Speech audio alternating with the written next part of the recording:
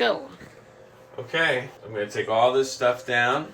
Will you go through and say what each one is? Oh, okay. Yeah, sure. So these are my 2 biggest checks in comedy that I ever got. And since we're taking them down, I'll take them down here. So this is $500, and that was in our great city of Fort Wayne. Liz gave me that check. That was so cool. I think I was working with Jordan Jensen that weekend.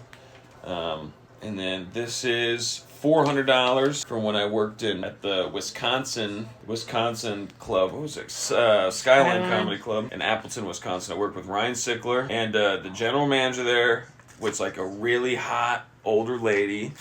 So you would have loved her, Mary. She was so hot. But found out later that she got canned for like drinking on the job or something like that. So I never got to see her again. Cool lady. Cool. You would have loved her.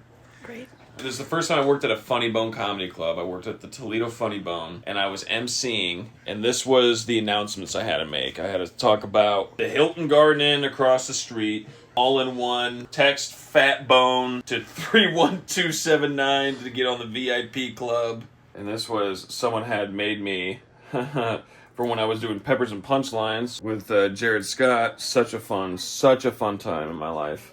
And a person made me this. They got me my own little, which I thought was so cool. And, this was Doug Stanhope. He was probably the most talented comedian I'd ever worked with.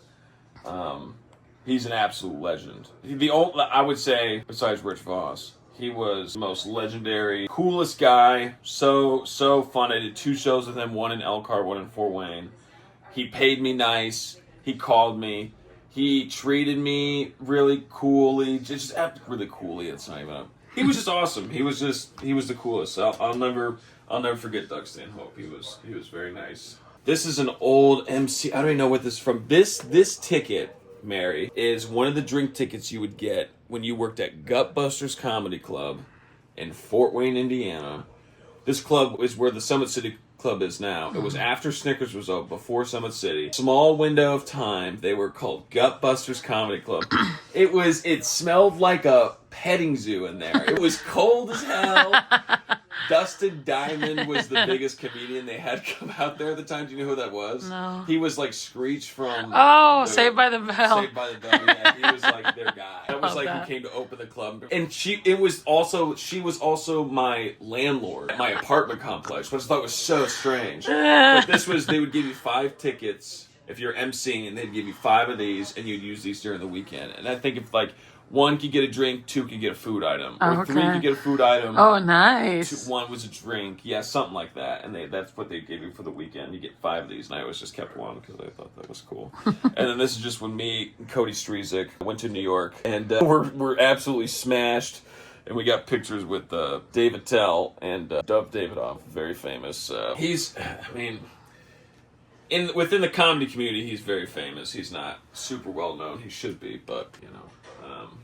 Yeah, and this is just okay.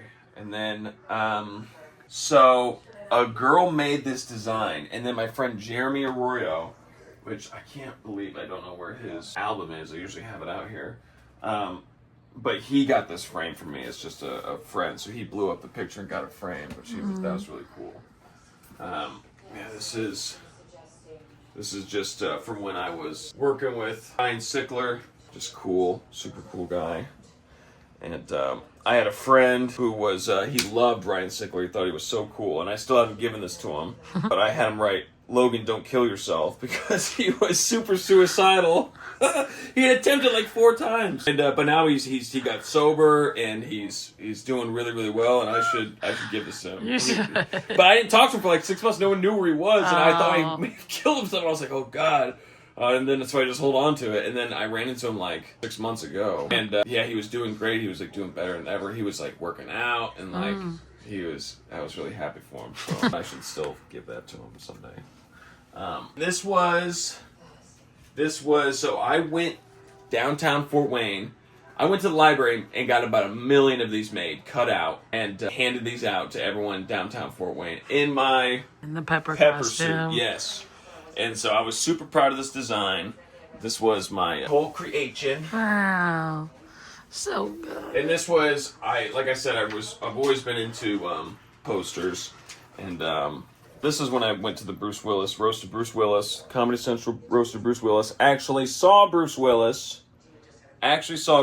as I was walking in the back lot. We made eyes, me and the girl I was dating at the time, connected eyes with Bruce Willis. He looked at us, he waved, and we both just stared at this man. He just kind of smirked, was like, "You're weird." We just, and yeah, so that happened. This is Jared Scott. This is, so Jared Scott is on stage in this picture. But it's really funny because if you look right here, it says Joey Hine performs, which is one of our gay friends. That's not Joey Hine. It's perfect. It's so great. But Joey's great too. And this was one of my favorite Peppers and Punchlines posters at the time. I think this was our second show that we had done, but I was really proud of this lineup. And this was a great show. It was Brent Terhune at the time. I mean, dude. He's so funny. But he actually wasn't able to make the show. Who replaced him? I can't remember who replaced him, but we got a good replacement for him for the show, and it was just an awesome... And Shanda Sun, she didn't come either, but we had two great replacements. I can't remember who replaced him, but the show was still awesome. From that show, we used advertisements, which I think really got butts in the seats for the next shows. It was really just a cool time. Really, autograph signed picture of Pauly Shore. I worked with Pauly Shore, and I'm going to tell this quick story, so I can get on camera at least once. Paul, as soon as I got booked for Pauly Shore, sorry to spit a little bit. As soon as I got booked for Pauly Shore and I posted about it on social media, and it was like 5 sold out shows. It was like a great thing, great setup, great gig. I got so many messages from comedians from all over who were like, "Dude, like, he's a prima donna. His ego's out of control. Like, good luck. Like, look at him in the eyes." I got like 2 or 3 people who told me don't look at him in the eyes. You know what I mean? I was like, "Geez, Louise, like, crazy." And so I was working with him, and everything was fine. He was a little weird, sure. He didn't let me in the green room, which I thought was odd. But, you know, some celebrities are like that. Some just like, whatever. And he sold out all the shows. I was just happy to be performing in front of sold-out audiences. And we went and got pizza. I was also his chauffeur for the weekend, so I had to go pick him up from his hotel and take him to the gig. And the last day, he asked if we can go get pizza. So we went to Big Apple Pizza, and he wanted, and we all got our drinks because you got to go to the little fridge and get the drinks. Have I told you this story before? Mm-hmm. Oh, okay, so you know the story, so I'll just make it quick. Anyways, it was me, his road manager, and Pauly Shore. We're all sitting at the table. We're the only ones in Big Apple. And anyways, he's about to open up his drink, like his Pepsi, to twist the cap. But right before he does, he stops, pauses, gives it to his road manager. His road manager then goes, "Oh!" Twists it off for him, hands it back to Pauly, and then Pauly starts drinking it. And I was like, wow. So that was it. And then Nick Cage FaceTimed him. Nicolas Cage, the actor, FaceTimed him on the way back to his hotel. Crazy. But his meet and greet was so long. His meet and greet took so long, hours after the show. It was like 2 hours after the show. That's when he got finished with his meet and greet. That, like, when we were driving to his hotel and Nick Cage was FaceTiming him, I didn't give a shit. I want to go home. I was like, I'm so tired. But yeah, Pauly was really nice to me, and I appreciate him. Oh, yes! And this was one of the coolest things ever, was making this video with my friends, because I had, this was just so cool, because, I remember when I thought of this video, how I came up with this video, the gender reveal gone wrong video I was just trying to figure out what videos I could make to go viral, and I just randomly saw this. It was the most plain-looking, basic-ass couple in this TikTok who did a gender reveal, right? And they both seemed really unenthused about it. And they were just like, pooh, and then like the colors came out, and they were just kind of like whatever about it, right? But that video had like hundreds of thousands of views, and I was like, why in the fuck does that have hundreds of thousands of views just because of a pop and a balloon?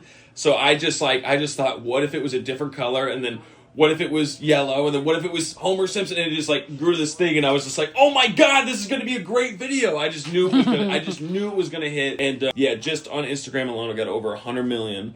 And I got to do it with all my friends. Yeah, Barstool Sports, they stole it from me. And because I didn't know I gave up the rights to the video when I gave it to them. But yeah, Hood Memes it was just like, I mean, yeah, 55 million, 27 million, 18 million. It was just such a cool time. And yeah, go after your dreams. That was fun as hell. Okay, that was it. Thanks. There's some other things that just weren't out here. But yeah, thanks, baby. I love you. And can I just say this about everything, is that not only do I not have any regrets about doing stand-up comedy, I'm so grateful to the depths of my soul that I did it. I was terrified, absolutely terrified. I cried the first time I was attempting to do stand-up. I cried to my mom. I was 18 years old. And dude, she was so sweet, dude. She told me, she goes, Alex, this is going to be the first of 1,000 performances you'll do. And just her making that transition to me just made me be like, and I bombed. I did so horribly the first time. I walked off stage. It was like horrible. But I felt so good after I got the first one done that I just kept going back and doing it. And I just have to say, if anybody ever is, if you're young, if you're 17, 18 years old and you have a desire, it doesn't matter what age you are, honestly, just do the thing. Do the thing. It's like, sure, I didn't become I'm not like the next Eddie Murphy, but I don't think I ever wanted to be, you know? I just wanted to do stand-up and get paid to do comedy. And I not only did that, it turned into the greatest adventure of my life. I learned so many things. I made some great friends. I made some bad friends, you know? It was awesome. It's like the love, the loss, the highs, the lows, the heartbreaks, the success. It was 1,000% better than college. 11 years of stand-up comedy beat 4 years at any state college. No doubt. No doubt.